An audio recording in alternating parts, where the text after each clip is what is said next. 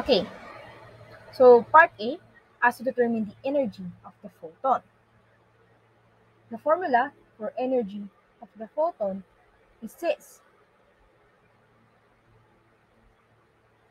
where mc squared is the mass energy with a value of 0.511 mega electron volt.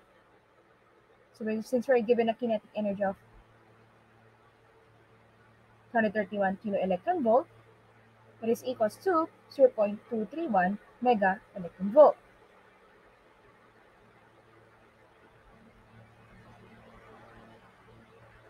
So we can find that this is equals to 1.484 mega electron volt.